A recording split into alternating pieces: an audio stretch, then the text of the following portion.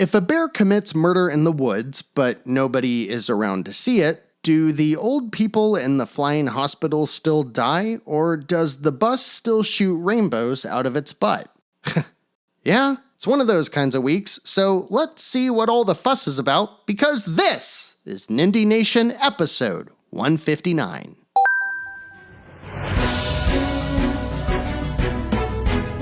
Greetings, citizens! I'm Jeff, and today we're checking out 19 brand new indie games, all hitting the Nintendo Switch through Sunday, September 18th. We skipped last week's episode, but there were still some big games that released, and I want to make sure you don't miss any of them.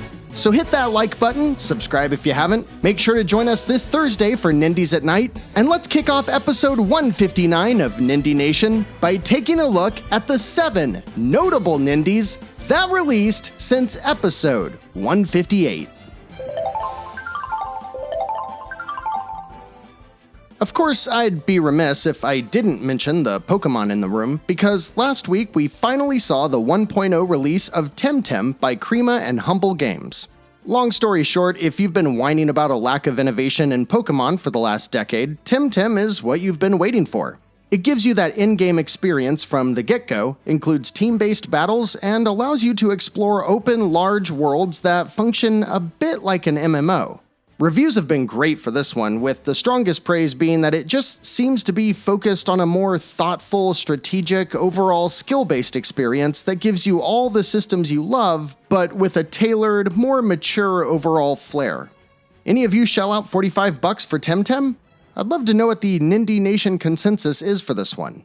And I don't know how I missed this one, but citizens, I am all about Chenzo Club. This 2D platform brawler sits somewhere between Guacamelee and Smash Brothers. And while there aren't many reviews to read through, most of them are pretty positive, with comparisons to other games like 30XX and Scourgebringer, which is all music to my ears. Developed by Pixadome and published by Curve Digital for $14.99, you play as one of 5 girls who beat the living snot out of waves of alien invaders, and you can bring a friend along for the action too. I'm surprised the marketing fails to mention any kind of roguelike mechanics. Not now. Leading me to believe that while the levels are randomized and you stop at shops to power up, I guess there's more of a campaign than the whole start over again structure that we usually see in the Nindy trifectas.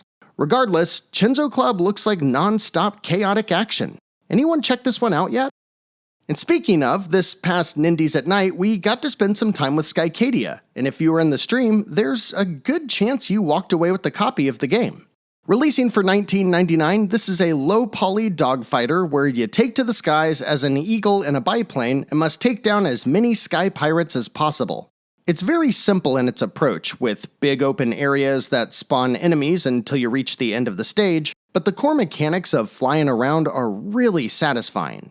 I wish there was more content, especially for $20, but if you miss games like this, there's a good deal of fun and challenge to be had in this first release by Studio Nisei.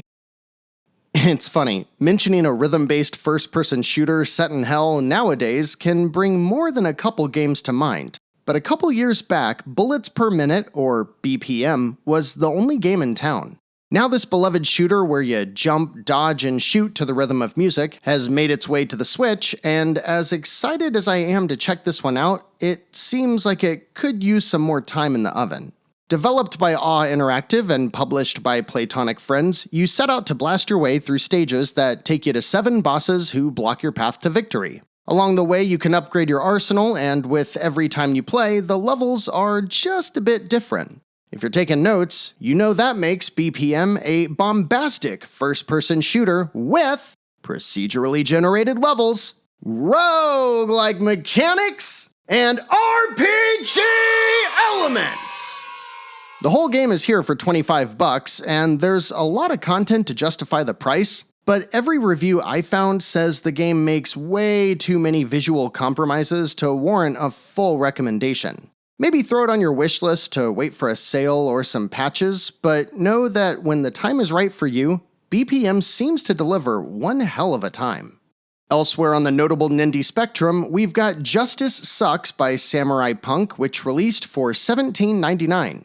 Being the team who created a video game about a Roomba vacuum on a rampage, it makes sense that in this game you play as a Roomba seeking revenge after burglars break into its home and kidnap its family. Gameplay is an isometric mix of stealth and setting traps, and it's all wrapped up in an appropriately silly tone.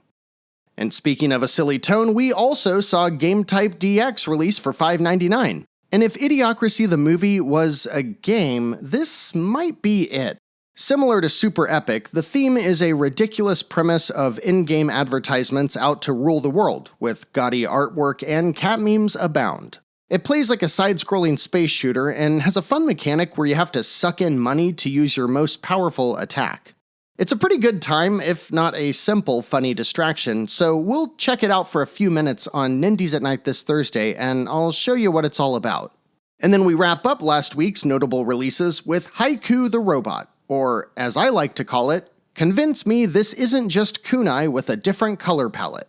See, Kunai was a simple, fast, fun 2D Metroidvania where you played as a little robot exploring a massive alien technological compound in a muted cel-shaded visual style. Haiku, for as far as I can see, is the exact same thing.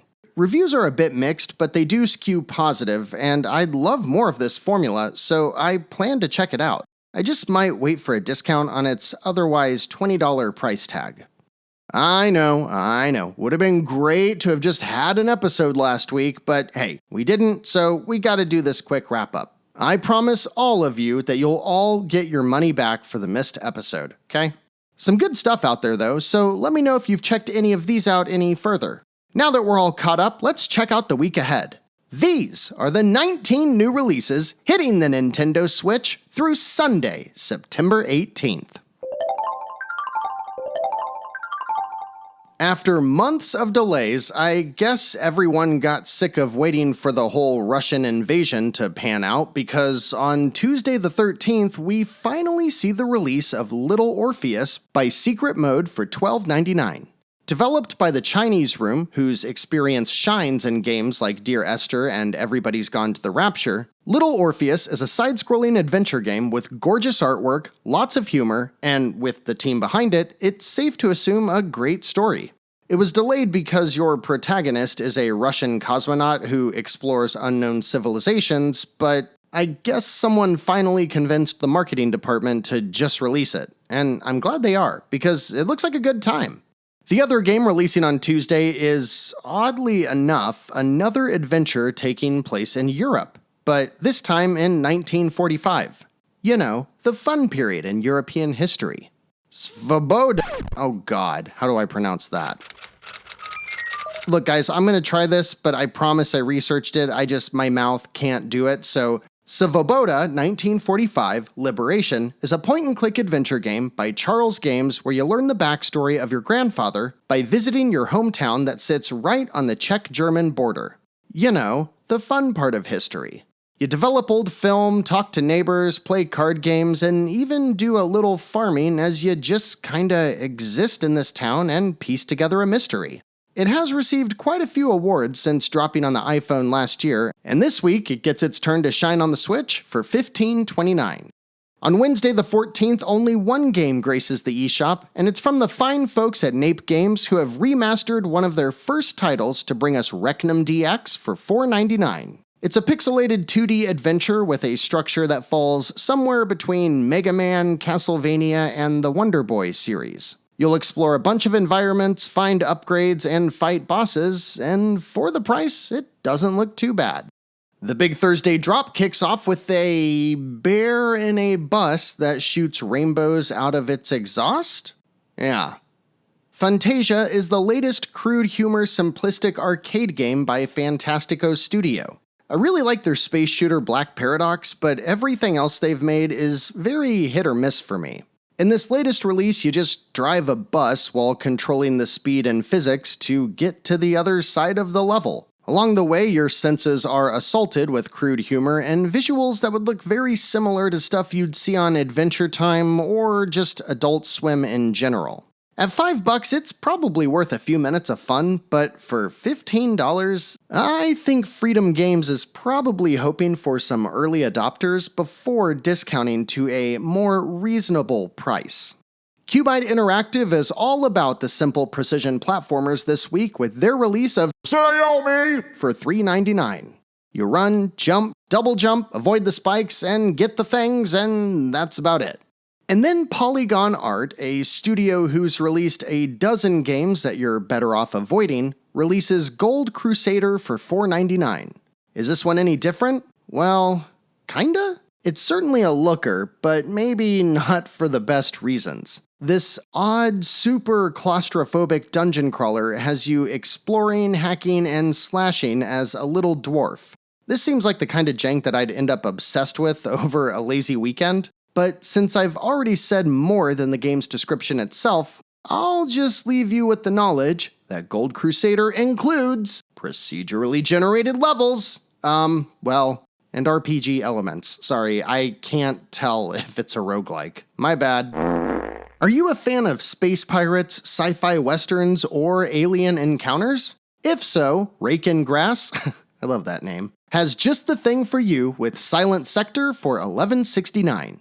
I suppose I should also mention that this is an old-school PC RPG that is nerdy as but it looks great. You start out by losing everything and have to make a name for yourself in the Wild West area of space. So you do merchant stuff, some space shooter combat, and align with factions to either make a little home for yourself, build up an empire, or just go seek revenge. The only reviews that I could find say that it's an average take on the genre without too much that sets it apart, so I'll wait for reviews, but for $12, I could see myself picking this one up. And then we get the first release by Cyclone Studios, and I can't tell if this is a budget release, shovelware, or something quite clever. Regardless, I can tell you that Paddles is a zany multiplayer party game with a gimmick! And that gimmick is, Pong?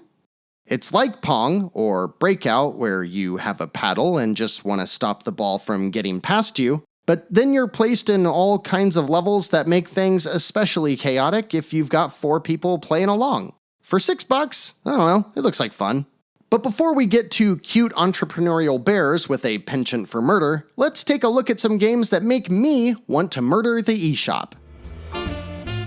T-Bolsh has Dead Invaders Modern War 3D, which is what happens when you put as little effort as possible into a Call of Duty clone. Polylink Origins is, I think, one of those perspective-based puzzlers, and for this one, we can thank Epic Zerk Games. No More Robots drops Family Man, which is like taking a generic mafia story and setting it inside of Roblox. Oh god. Are we about to enter a wave of Roblox shovelware on the Switch? Oh god, I hope not. Green Sauce Games wants to charge $20 for a match 3 puzzle game with Queen's Garden Sakura Season. It's a bold strategy, Cotton. Let's see if it pays off for them. And House of Pandas, oh no, Brutal Chase Turbo looks like another Roblox game. Please, developers, please don't do this. Please, I'm begging you. Soroka Games has made Kitten's Head Football because they hate you, and Regista has released another Japanese escape game because they hate me. Okay, cute bears with an evil side. Let's go. Bear and Breakfast is one of those games we've seen a gajillion times, but all the marketing dried up before they announced the release date because apparently it's out this week. You control an adorable bear that kinda looks like that one guy in college who'd always help you out when having a few too many beers led to regrettable decisions, but even though you barely knew Josh, you knew somehow he'd keep his mouth shut just in case he needed a favor from you someday, so you were always appreciative of his unwavering kindness, but also kinda scared about what's really going on in his head? Huh? I'm sorry, did you say something? Bear and Breakfast is developed by the Romanian studio Gummy Cat, who, for some reason, uses a cat for their logo whose butthole is front and center. So, you sold yet, or should I tell you about the game? It's a laid-back management sim. You're a bear, you run a bed and breakfast, you manage the business and its resources while tending to your guests, and there's a ton of customization for those of you who just love decorating rooms. Beyond that, though, there's some kind of sinister plot that starts unraveling as you venture into the woods. Frankly, it's that last part that has me most intrigued. Reviews are very positive as it released on the PC a couple months back, but I've yet to see if that mysterious plot device pans out. What do you think? A cute little bear, a cozy little management sim, and some deep dark secret? If that's enough to earn 20 of your digital dollars, let me know what kind of conspiracy you uncover.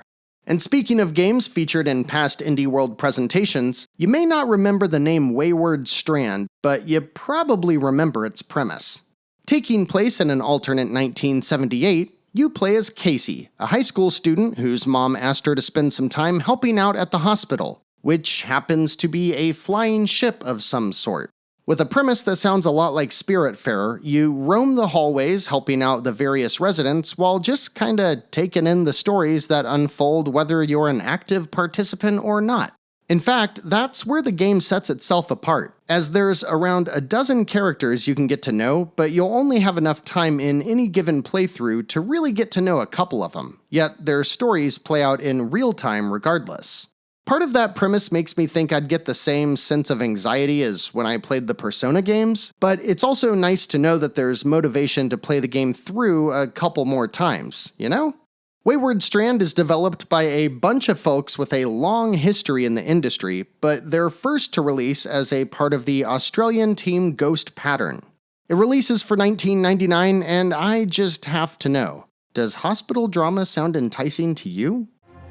The year is 1788. You are the world-renowned composer Mozart, and you're about to unveil your latest opera, Don Giovanni. Just outside the theater, though, a terrible conspiracy to overthrow the emperor is well underway.